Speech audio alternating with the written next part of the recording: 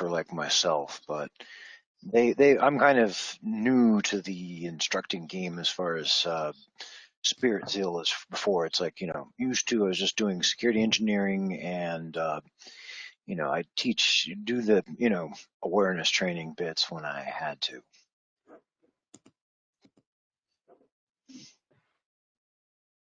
I've had classes, in the corporate sense, like, hey, welcome to, Security 101. Please don't click that email, right? Yep. The only reason I was asking is because I know the DoD does a skill portal where they offer all of our CE courses, like for my Security Plus, to keep it current. It has the list of classes that you have to take in order to be CE I'm just saying, qualified. I will show you this here. It's like if you're here for this, like if I go here, just say my profile. I don't know if they're bother to put me up to date next, but CPE portal, yay, I love that one.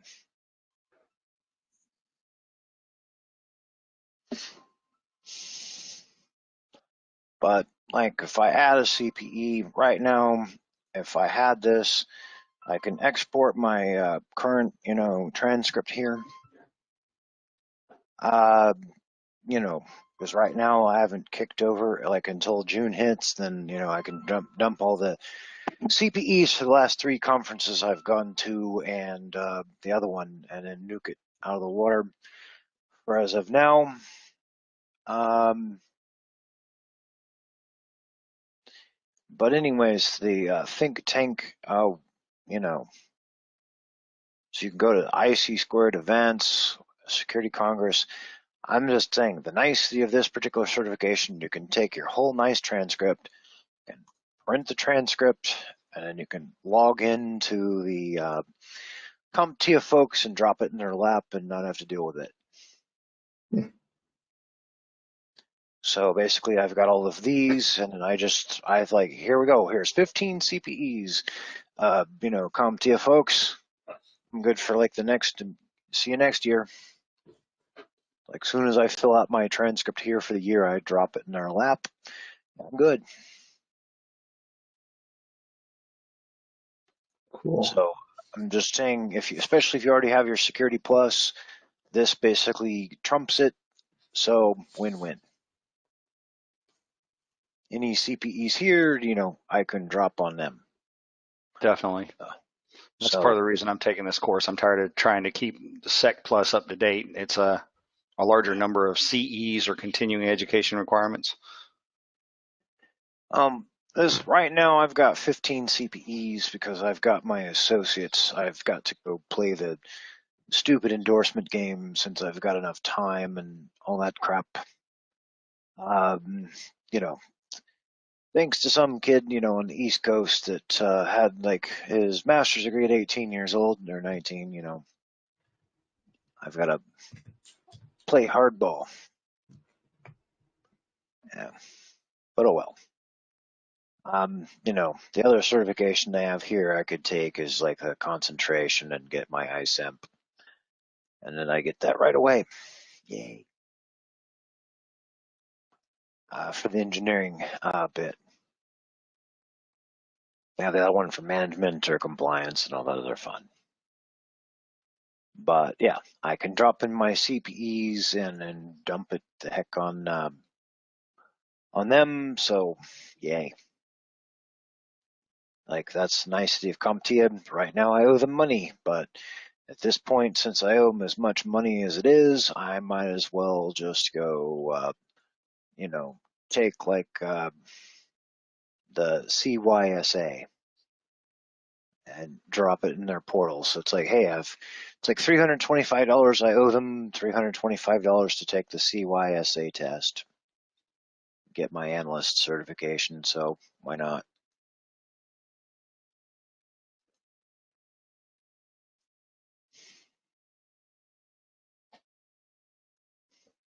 So I didn't realize I'd fallen behind on payments with them, but I had with COVID going on, everything was all nuts.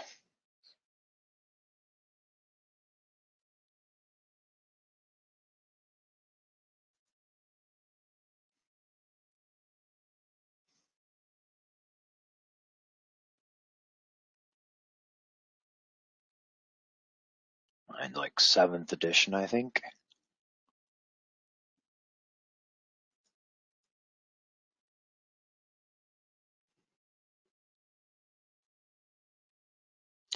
Um,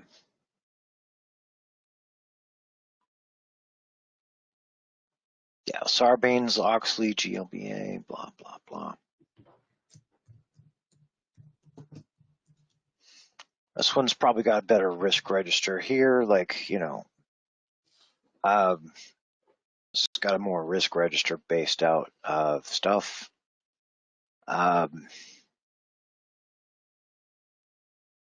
So might go over this. Of course, risk controls, mitigations, and like insurance. A lot of places love insurance, but nowadays, here's like the table of risk management. You can do scoring. How likely is a laptop to be stolen? How likely is it to be this or that?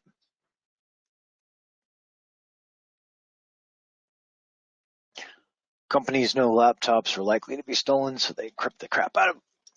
So that isn't a problem. Um, so like this is like the risk register that a lot of places will use for scoring and managing risk. This particular case, how high it is, almost certain, moderate, like certain extreme risk, catastrophic, how much impact it's going to take.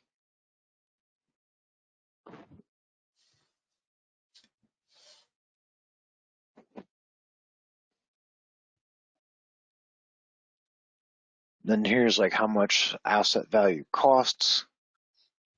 Like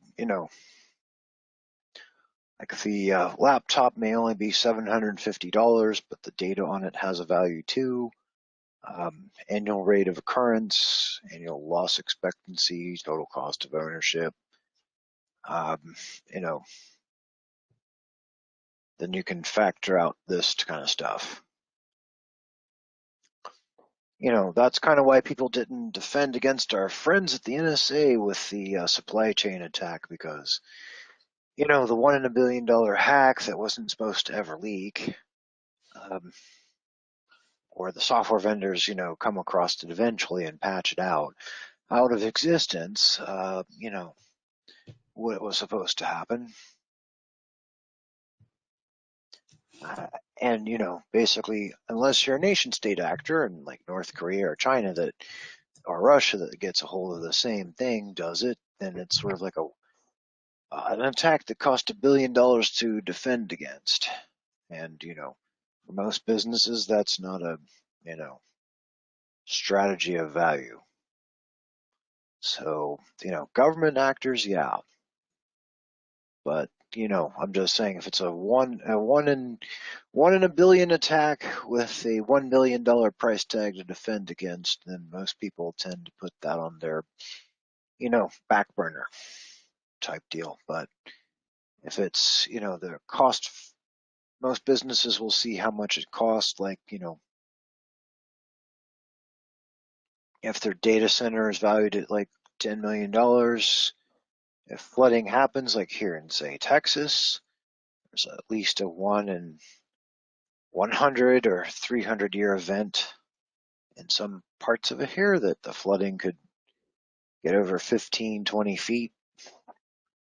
As most of Texas is classified as a low-lying floodplain anyway. Or if it's an area of Houston, pretty much every 4 years, so 0.25. So then basically they can amortize the loss of your data center at that, and then basically, put back extra money just in case, your cyber insurance wants to get nasty about your data center taking a swim. I don't know how the people in Houston do it, but I've seen the whole place after a flood. It's like, within a week or so, it's like it never happened. except for a few places. It's like they build that, rebuild the apartments, hotels, and offices back like gangbusters.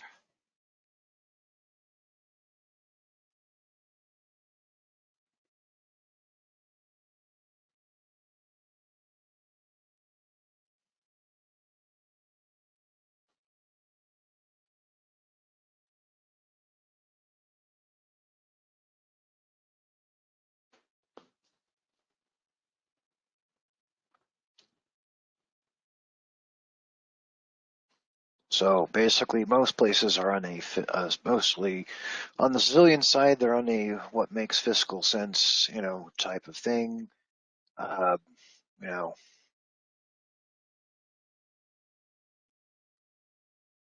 there's acceptance of the risk, mitigating the risk, i.e., reduction, transferring the risk, like i.e., insurance. Risk avoidance, we don't issue employee laptops if possible, or we build a data center in an area that doesn't flood. Risk reduction, there's a risk there, but you ignore it. This is never acceptable as you are liable. In some cases, there are secondary risks, like when you apply a mitigation, you might open up another security hole that wasn't intended.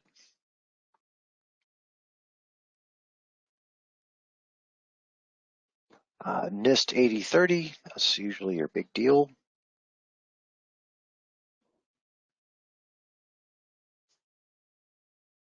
Let me get back down to mine.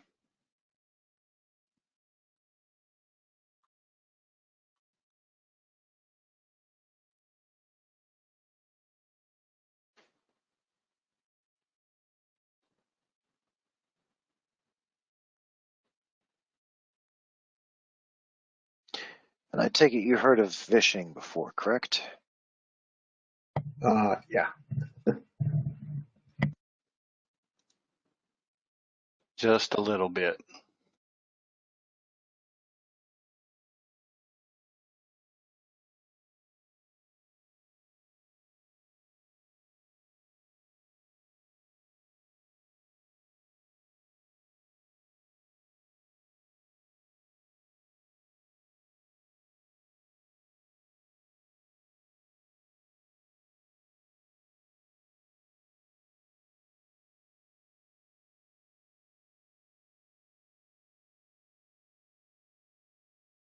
This lady is like the queen of vishing for this year. The difference between eCentire and the other vendors out there is it's a true partnership. eCentire helps you sleep at night. If you want to not have to worry about your security, if you want to make sure that you're monitored 24/7. Our older daughter on our account so she could call in and make changes. How would I need to go about doing that? You would have to send me a secure PIN.